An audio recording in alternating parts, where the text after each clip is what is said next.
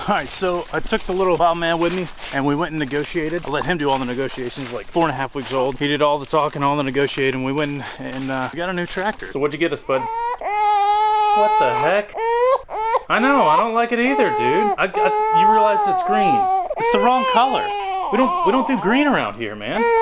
We do orange. Orange. Orange. Orange-ish. Orange. Orange. Orange. Orange. Orange. Orange. Orange. I mean, even the pallet forks are orange. So I don't necessarily know what he was thinking. Picking out a green tractor.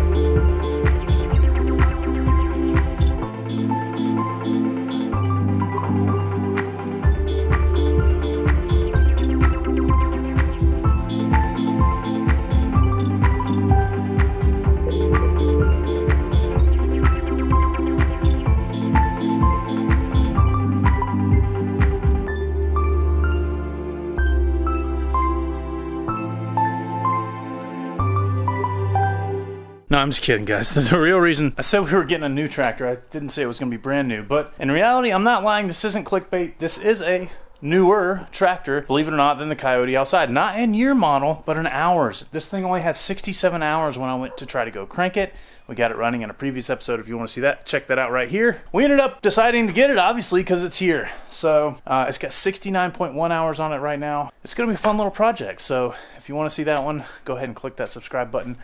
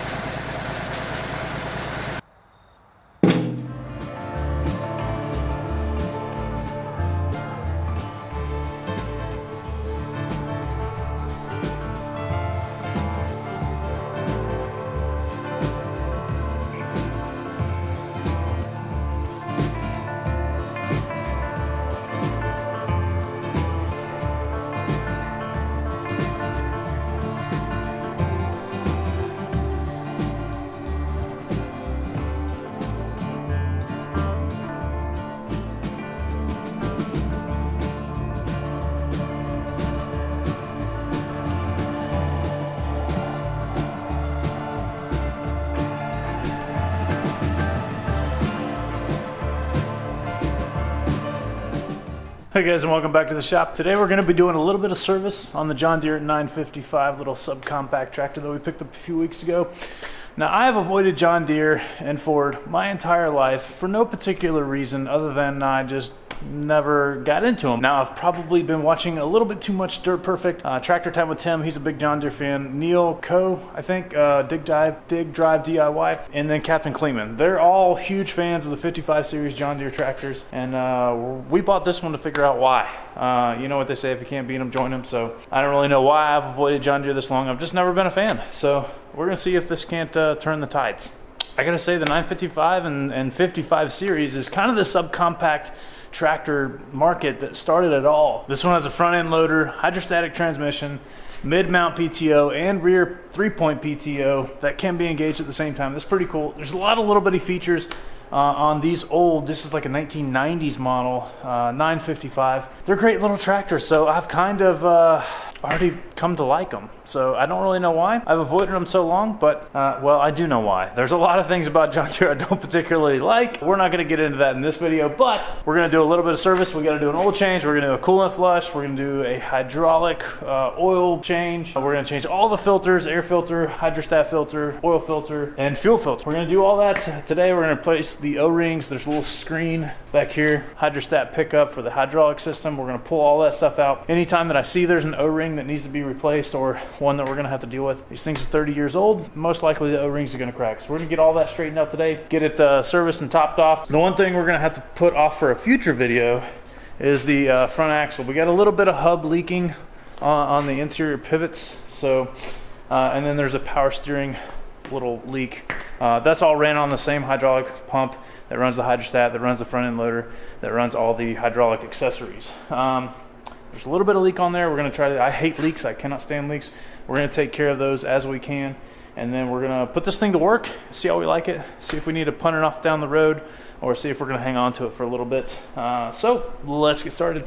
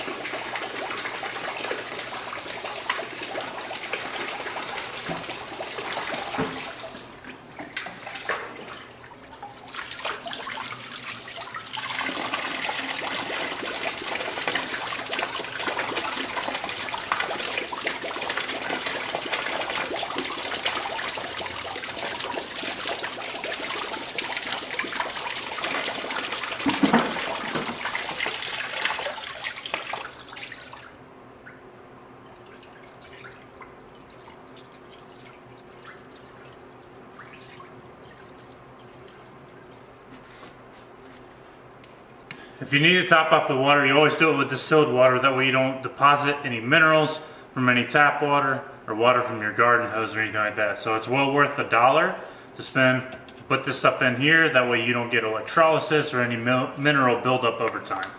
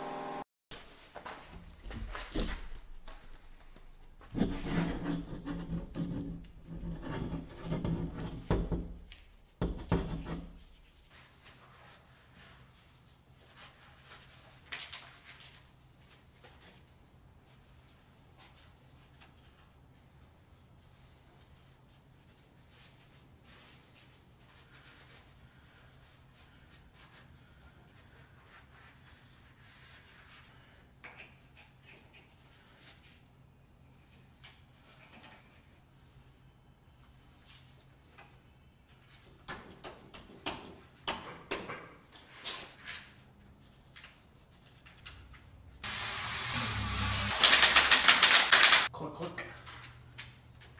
Click, click. Click, click.